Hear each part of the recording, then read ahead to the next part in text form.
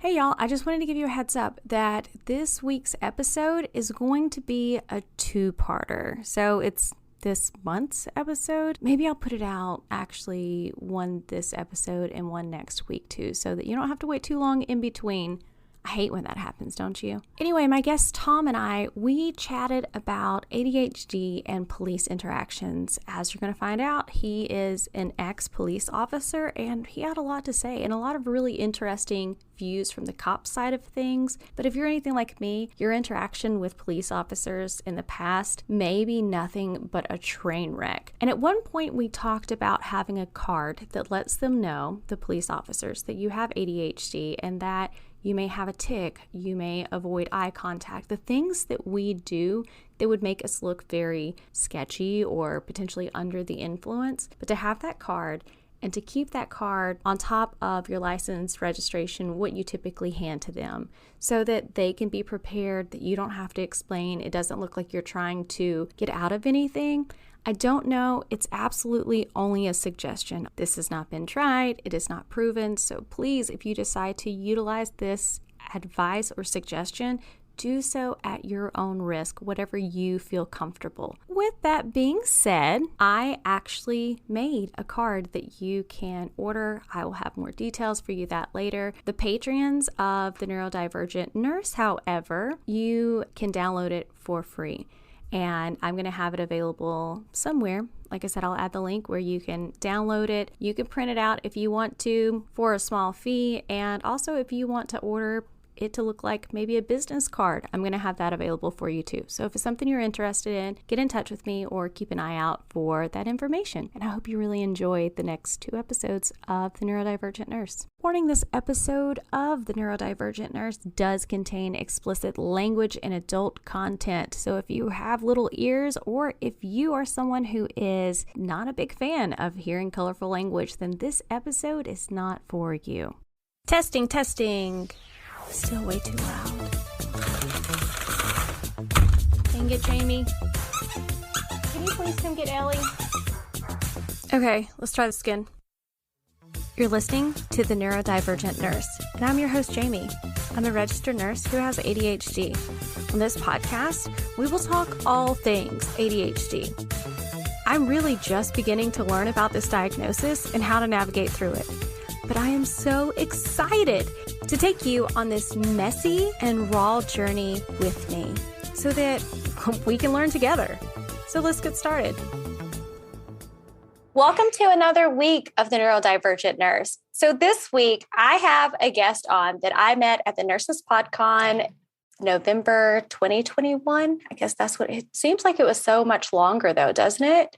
It does. But now that you say it like that, it feels like it was both yesterday and a year ago somehow. Like, I don't know how that happens. Yeah. But Tom, he hosts a podcast that he'll tell you about in just a second.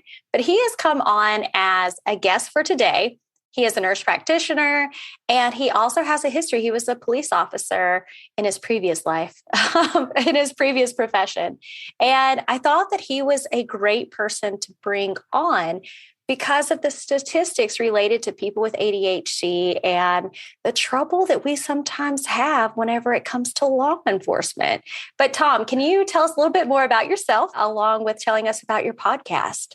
Yeah. So Tom, live in Ohio currently, lived everywhere. My father was in the military. So I think that also gave me a much different perspective on life growing up. When you're the new person every 2 years, it tends to color how you see the world. Like, lived in foreign countries, had a great time. I enjoy it now. Did not enjoy it so much when I was a kid. Let's be honest. So grew up doing that. Kind of always knew I wanted to be law enforcement, military, because everybody in my family is law enforcement or military.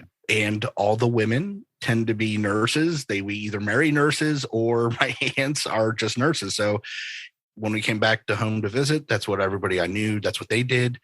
I just really always had that drive to, if somebody was doing something bad, I wanted to make sure that they went to jail so they didn't do something bad to somebody else. And I mean, realistically, at the end of the day, that's what it was. It wasn't really anything else. It was just this like, hey, I want to do something good for my community.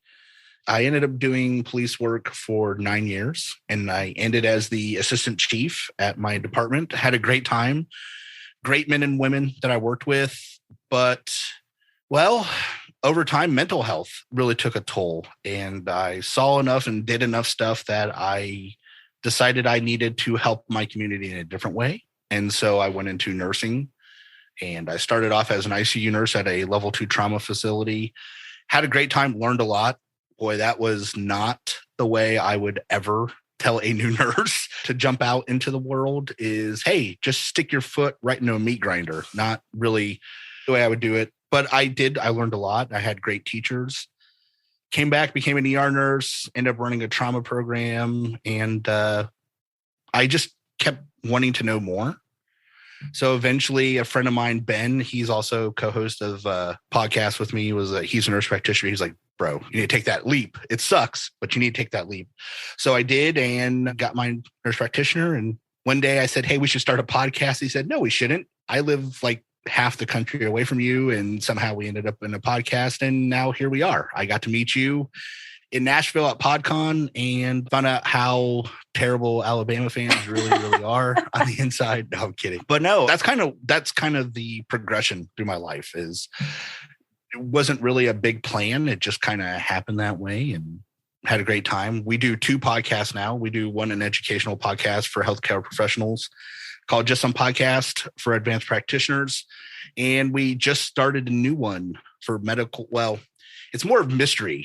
Like it started off as medical mysteries and stuff like that, but we just keep evolving. And now we just cover anything we find interesting. And it's called We'll Continue to Monitor.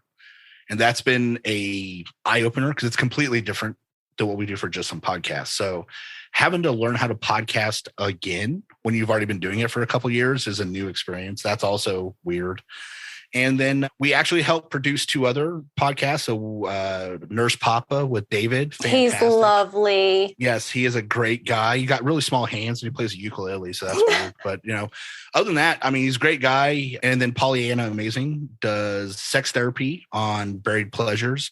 And she's got that voice and that demeanor that you just start talking to her. And then like 6 minutes later, you realize you're divulging like a dark secret you didn't think you would tell anybody, but she just is like laughing and like, no, tell me more. And you just find yourself talking to her. So I've really been lucky so far in my career. I feel like I've hit all the right spots and I'm just happy to be where I'm at currently. Very so that's cool. That's kind of the long route back to where we're at now. But I feel like that was definitely the Reader's Digest version of it. Yeah, there's a couple things that happened in between, but yeah.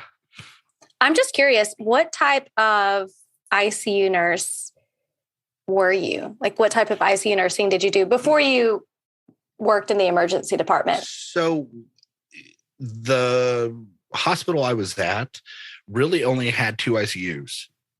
And I know a lot of other hospitals, they break it down to like a trauma ICU, a surgical ICU, neuro ICU, medical ICU. This place had 2. We had ICU and CVI. And so while it sucked, especially being a new nurse, it was not uncommon to have a ICP monitor and patient 1 and patient 2 is a post-STEMI. Like what? Like you never knew what you were going to get. And it could be some kind of weird mix and match. Some days, both of your patients would be, intubated, sedated. And then the next day you come in and one's an amputee and the next one's, some other, you're like, what the hell? So it was a great teaching tool because after doing that, when I went to the ER at the smaller hospital, I really felt like there's nothing you're going to throw at me. Right. Now, it's a different environment. And again, I would be happy to talk. That's a whole nother conversation for another day, ICU versus ER.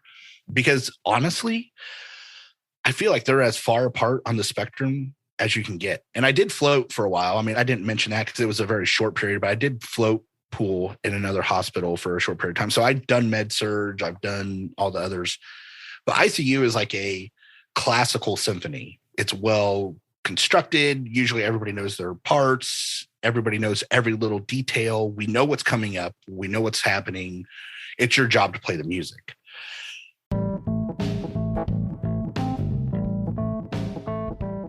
Let me ask, do you like this show? Are you thinking that maybe you would like to make your own podcast? Well, let me tell you about Anchor. Number 1, and the most important thing, it's free. There's creation tools that allow you to record and edit your podcast right from your phone or your computer. Now, you can even add any song from Spotify directly to your episodes. The possibilities really are endless for what you can create, and whether it's music analysis, your own radio show, or something the world has never heard before. Anchor will distribute your podcast for you, so it can be heard on Spotify, Apple Podcast, and so many more. You can make money from your podcast with no minimum listenership. It's really everything that you need to make a podcast all in one place. Be sure to download the free Anchor app or go to anchor.fm to get started. ER is it is a uncontrolled mosh pit at a punk concert. Like that is on fire at the same time. That someone set the stage on fire.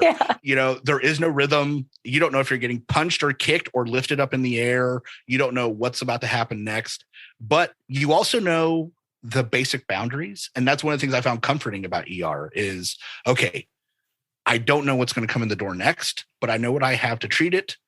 And so I never bothered myself with, when I was in ICU, I wanted to control everything. Mm-hmm. Yeah. I did control everything. Versus in ER, I learned how to give up that control and just learn how to focus on what I could do right in front of me, which is weirdly enough what I would train new officers when I trained police officers is you got to look at the word like concentric circles. And so like you have a 3-foot circle, a 10-foot circle, exactly, go out. And if it's outside of that 3-foot circle, when you're in an emergency, then don't worry about it. Fuck it. Like it's not on your plate. It is not bothering you. Don't deal with it. And that's a lot how ER was like when I would train a new ER nurse, it'd be like, hey, if it's not bothering you this second and you're in a code, then don't worry about it. Mrs. Jones in 278 will get ibuprofen later. Don't worry about it. They will get her the cup of ice. Yeah, exactly. So that's kind of just how I've had to reframe my brain a couple times, like just be like, well, I can't, because I'm back to the opposite. Now I have to look at the 10,000 foot view because I'm taking care of patients' long-term management. It's the same plan. I've done the same plan. I just had to reevaluate where I see the world from. So it's worked out well for me so far. And full disclosure for anyone listening to this episode of the podcast, I really wanted to have Tom on here because like I mentioned earlier, if you really look at the criminal system, there are a lot of individuals who are criminals that have ADHD. Statistically speaking, about 26 to 50% of prisoners have ADHD.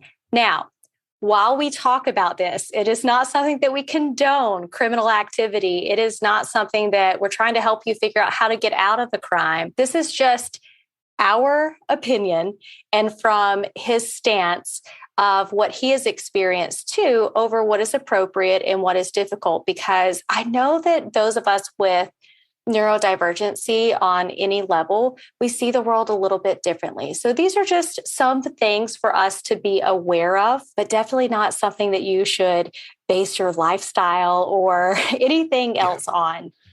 Again, I think anytime you can help somebody, you should help them. And here's the crazy part, okay, is you just had to put out that preface, and I'm glad you did it, and I appreciate it. But weirdly enough, I would tell you the overwhelming majority of police officers would be happy.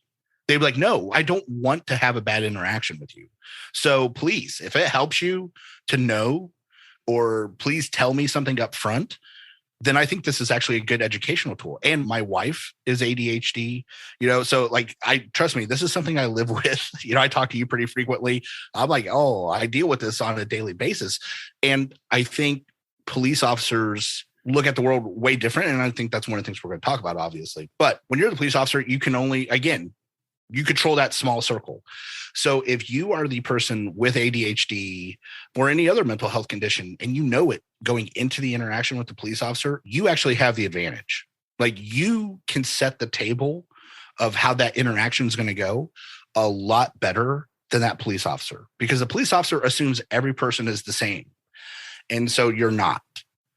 And while the police officer is smart enough to know that every person's not the same, realistically, both our training and our interactions just teach us you treat everybody the same to start with, and then you kind of see where things go. And I think that's where a lot of the misconception goes into. And I think that's where a lot of miscommunications and tragedies, unfortunately, they unfold from right off the beginning. They unfold from the minute there's contact. And I think if you're listening to this and you want a better interaction with police officers, if that's something that concerns you, then I really think that this is a good thing to listen to and understand that the police officer, again, there's bad police officers in the world. There are. Okay. But there's bad everyone in the world. Yeah. Every job, every. Yeah, 100%. And unfortunately, right now, as nursing is about to start learning, I think with all the criminal charges coming against nurses, every police officer feels like they're a target. Sure. And I'm not saying that's right or wrong. And that's not an excuse for some of the actions you'll see in videos. But that's where you need to understand that's where the police officer is coming from. He is viewing you as a threat. And so understanding that coming into the conversation, if you're the person that's calm and you're like, I know I have ADHD, so like, here's what I can do to have a better interaction with the police officer. Because unfortunately, this is another thing society has shown is, well, the cops should just know. You're right. I wish that was possible, but they don't. So if a conversation includes two people, the cop's only one of the two. You are the other person. So it is also incumbent on you to have a good conversation with the police officer. And I think, unfortunately, that is part of the messaging that is lost. And I'm not saying that the police officer is always right. I bleed blue. Let's be upfront. I do. But I've seen plenty in the past couple of years that I cringe. And I'm like, oh, that didn't have to go that way, or it could have gone better, or it didn't have to end like this. And unfortunately, it did. And so hopefully, I said the word hopefully a lot, but that's because it's true. If this helps anybody, then I'll be happy.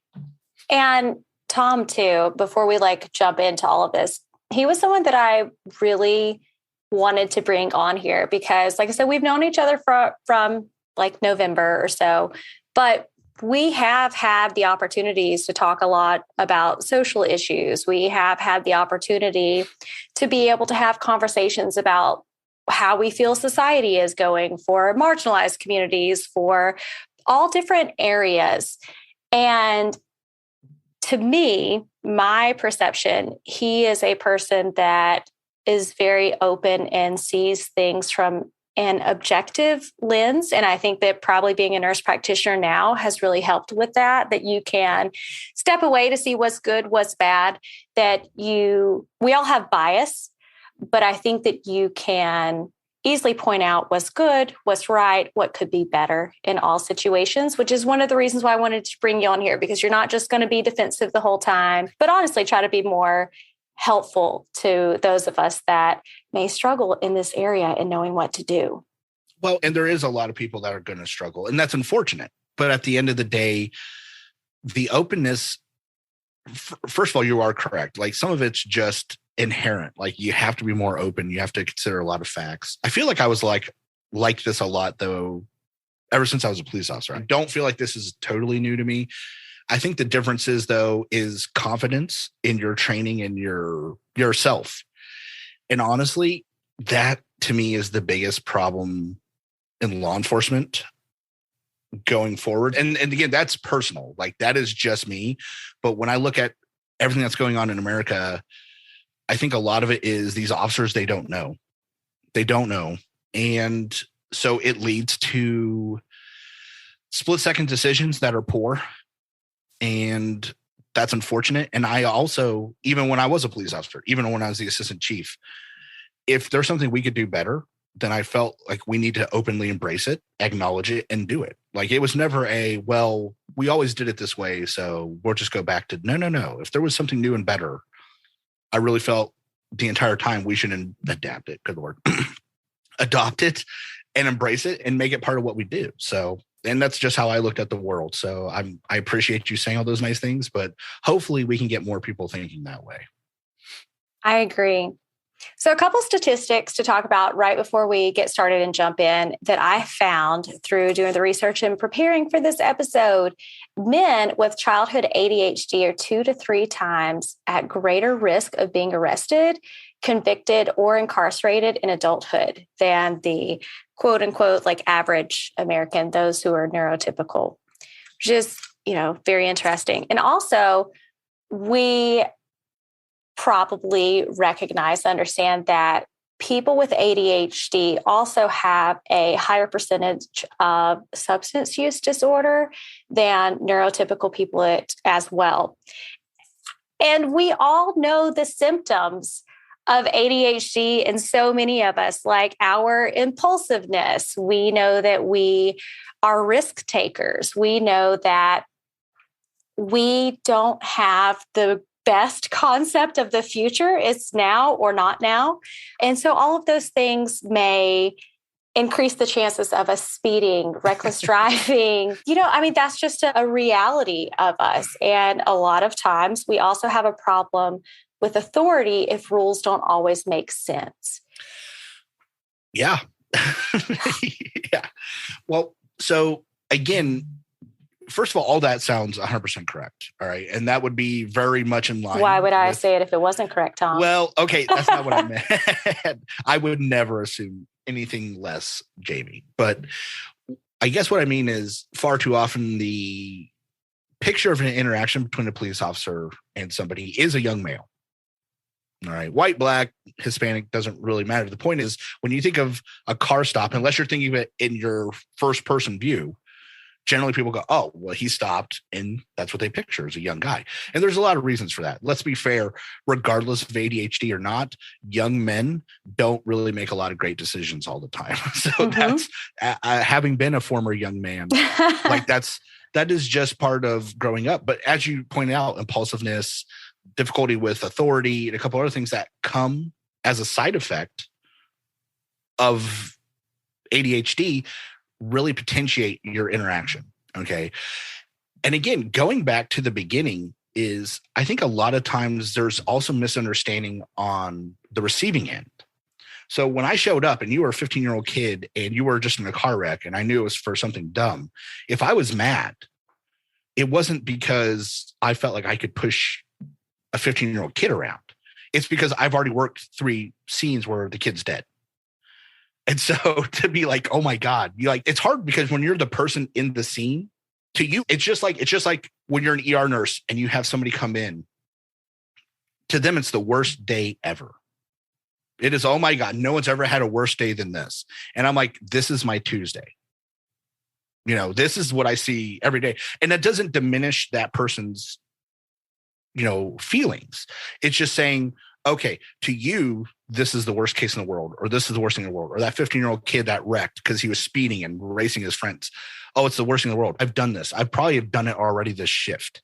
And so when the cop gets there and there's anger, sometimes it's not anger at the kid for like, oh my God, you're stupid. It's anger as in, I have a kid at home.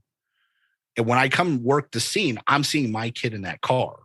And so I can't tell you how many cops, that's also a real emotion, is I don't want to tell your parents you're dead. I've told parents that their kid is dead. I've told wives that their husband is dead. I've told everybody they know in some way, shape, or form has died. And it's not something I liked doing then. It's certainly not something I want to do now. And so I think that there is this misunderstanding that when a cop shows up and they're in a bad mood, it's mostly because they are trying to push around their authority or something like that. Honestly, in a case like that, where it's a 15-year-old kid in a wreck because he did something stupid. Now, granted, if it's a deer ran out into the road or something like that, you're like, hey, you can't control that, okay. But if it's like, oh, I was racing my friends and we were both on motorcycles and now I'm taking care of one because he wrecked and then, he ends up dying. When you're talking to the other kid, you're angry because you're like, that could have been, I realize that could have been you. So I think sometimes that there is a misconception on attitude, and that does not dismiss or make the officers not responsible. Like if they're acting unprofessional, then you absolutely should tell them they're acting unprofessional. But is that allowed? Well, yes, it is. Okay. But again, I think there's context. Again, if the cop is in the middle of being like, hey, kid, you could have died, like, and he's freaked out, that's probably not the time to tell him he's a bad person. Like, because he's like, wait, I only care about your health and well-being. Now, if he's like saying something mean or, whatever, again, every situation is a little different. But I guess what I'm trying to get across is that the police officer responding is also a human being. And there may be a lot other context going on than just that. Now, going back to that, those side effects, the impulsiveness, sometimes, decision-making abilities and stuff like that, that also goes back to when you're talking to the police officer, some of the things that we're watching for to see like, hey, how is this person responding to questions? Naturally, you are going to have a skewed, take on how things are going, or it's going to skew. Let me say that better. It's going to skew how the police officer is viewing you. So if I'm sitting here and I'm trying to talk to you and you're fidgeting and you're doing all this stuff, instantaneously, my thought is going to be stimming. Yeah. My first thought's going to be, are they under the effects of something? Are they high? Are they drunk? That's my job, though. That's my job as a police officer, is to question you. And I think that's also one of the things that leads to static between the person. And I don't ever want to say the defendant or something, because that implies they're guilty. They're not. But the person at the scene, the police officer and this person, there can naturally be static because you are sitting there going like, okay, so I'm ADHD and I'm highly stimulated and now I'm freaked out. Sitting there freaking out is not uncommon. Okay. And I think, or trembling. Yes. And again, would tell you again, I feel the overwhelming majority of officers understand. However, that is something we're trained to look for. Sure. So I think that's where that inherent antagonism comes in, because you're freaked out and you don't want to answer questions.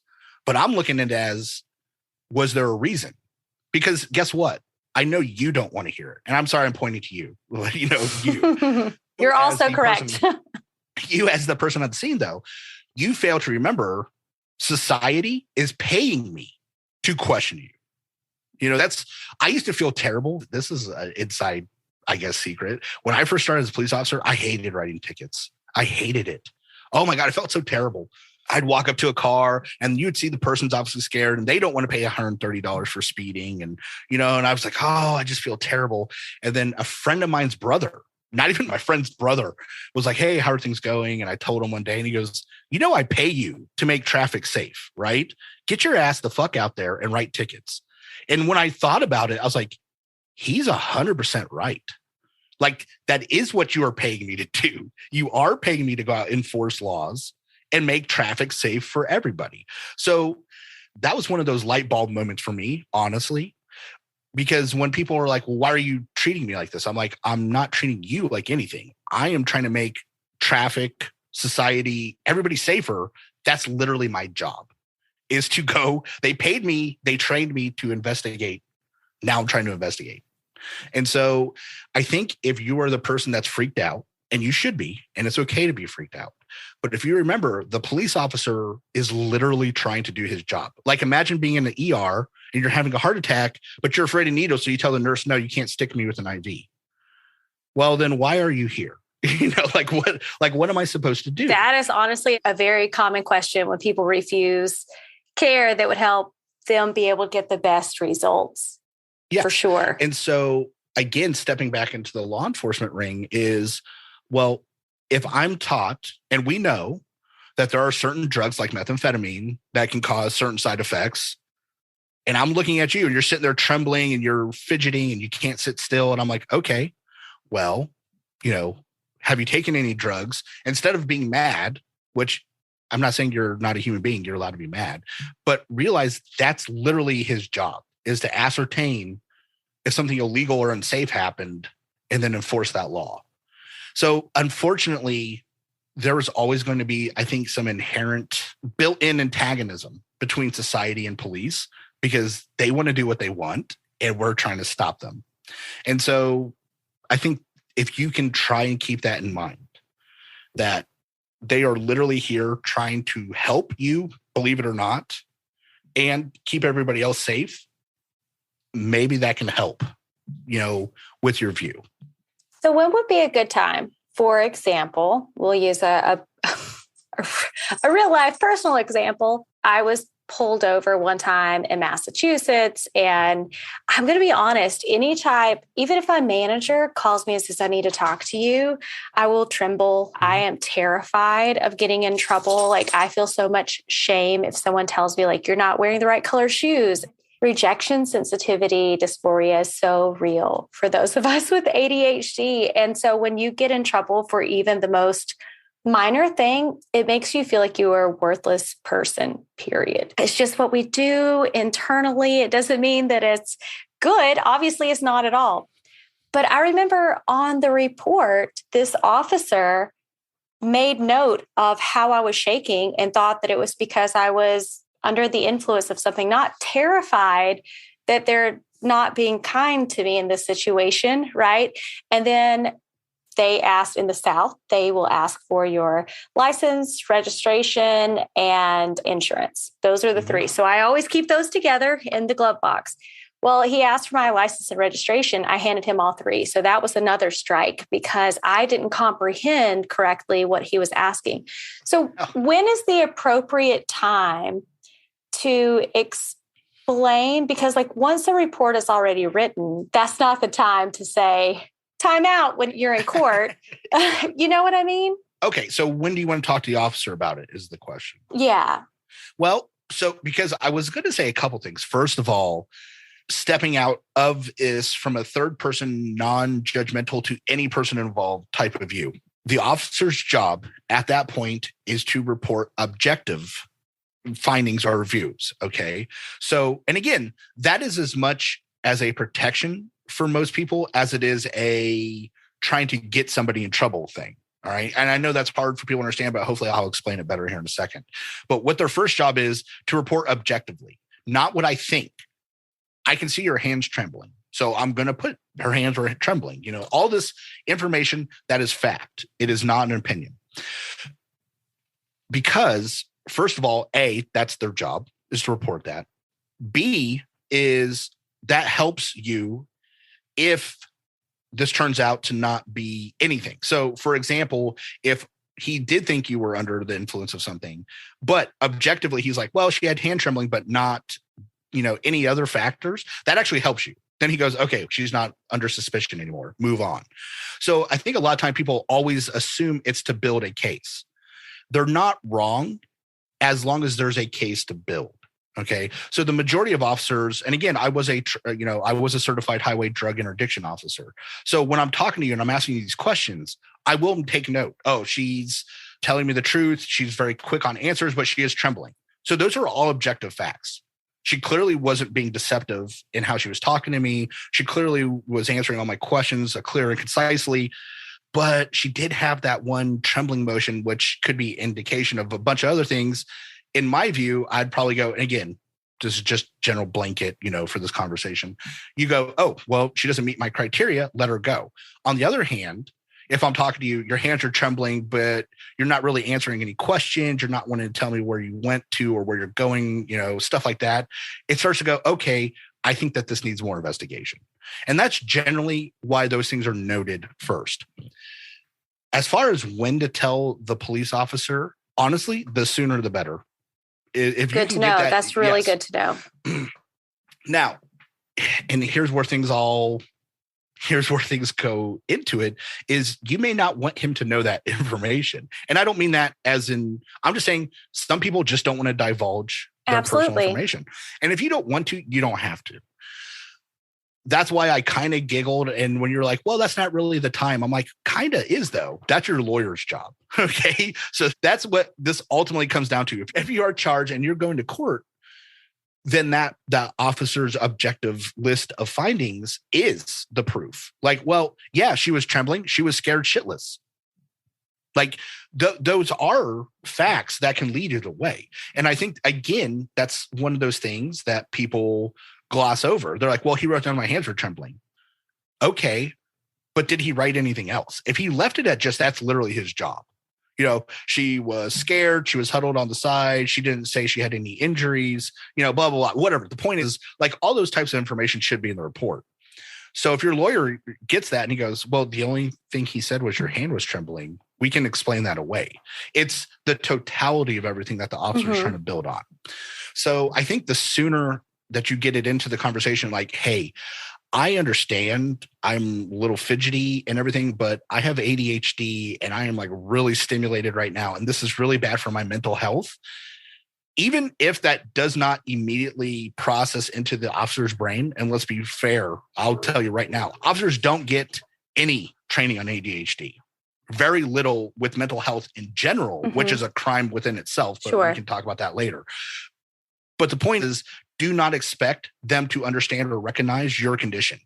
Okay. There are trained medical professionals that can't. An officer that gets zero to little training is not going to.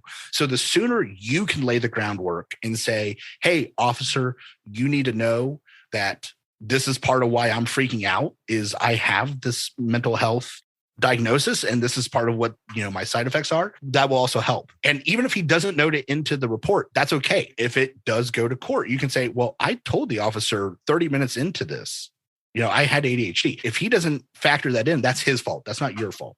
So that's why I try and tell people is the more information they have, the sooner they have it and that they can put it all together. Because again, very rarely are they going to make a judgment off one fact. They're trying to look at all the facts. Okay, so let's just say we're at the scene of a wreck. Well, if you're at the wreck, was it caused by an animal? No, it wasn't. Okay. Were you speeding? Oh, you weren't? Okay. So that's what I'm saying is it kind of leads to all the facts, not just one thing. If you're going to bring it up and you feel comfortable giving that information, the sooner the better. And I do think that's also great advice because also I don't like to bring attention, just me personally as Jamie, if I get pulled over, like I don't want to bring attention to the fact that I'm terrified. I don't want to bring attention to the fact that my mind goes absolutely blank. There have been checkpoints before where you've had to do a field sobriety test. And one of the field sobriety tests was, okay, say the alphabet starting with F. I have no idea what comes after F. At that point, my terror internally, I cannot process or think clearly. I really appreciate that and the way that you laid it out too, to be able to have that conversation, say, hey, I know that my hands are trembling. I have ADHD. I have a history of like panic attacks in these situations where my mind goes blank. I just want you to be aware of that while we're interacting. I think that is a great recommendation if someone feels comfortable sharing that, especially if we have the blanket of every person we stop could potentially be harmed to us as a police officer. But for them to have insight, especially if this is part of a reason why diagnosis is great, because if you do have that official diagnosis, heaven forbid that it actually goes to court or whatever, but like you can show that was actually true and real and symptoms of the disorder. So you brought up a lot of stuff that is really good to talk about. So first of all, unfortunately, I did train police officers. I was involved in writing, regulations for our department with training officers, and that felt great. But to assume every officer has the same legal, ethical, and moral integrity of everybody else is incorrect. Okay. So I'm trying to talk on the behalf of the majority of officers. Is somebody listening to this right now going to run into a real dickhead? Yes, it's going to happen. It's unfortunate. I'm sorry. What I'm trying to do is set the stage for the 99% of the time. All right. That's it. One of the things you brought up, and I was like, that is 100% correct, is literally, I can tell you right now, I will tell you the same first two things I taught every officer I trained, every person that rode in my patrol car, literally first two things. Rule one, and that's literally what it's called. Rule one is we go home alive. And when you're working in a job where that literally has to be rule one, that should tell you something. Okay. Rule one is I go home alive. You go home alive. Rule two is everything else is fucking backseat to rule one. Okay. So at the end of the day, as long as we're safe, that's what the overwhelming sense I was trying to get to police officers was be safe. Okay. If you don't think it's safe, don't do it. There you go. I mean, that's literally what it is. And the reason that's important is because of what you just said. When that officer is walking up to your car, let's do a car stop. Let's talk about car stops for a second. So that officer walking up to your car is 1,000 times more terrified than you are. Guaranteed. Okay. For a lot of reasons. First of all, he doesn't know what he's walking up to. He has no clue. Second of all, even if you are kosher and everything about you is totally cool, you're like, yeah, I was going 8 over. Here's my license, my proof of insurance, my registration. Guess what? Traffic. I have to keep watching traffic because I personally have been hit by a car on a traffic stop. Okay. So, I mean, it was a very minor side swipe, but it could have killed me, and I am not alone in any way, shape, or form, so I have to worry about you. I have to worry about your occupants. I have to worry about what's in your car. I have to worry about where we're at. I have to worry about other traffic. That's 5 things that all can kill me. And that's just like I turned on my lights and pulled you over. Okay. So when people are like, well, I was scared of the cop. Yeah. Well, let me tell you, that cop has got a lot on his mind as he's pulling you over. So that's the start of the stop. Okay. Imagine every time you go into a room to start an IV, you're like, this person's going to try and kill me. Mm-hmm. That is a really hard spot. And unfortunately, and that's one of the things we talked about earlier with confidence.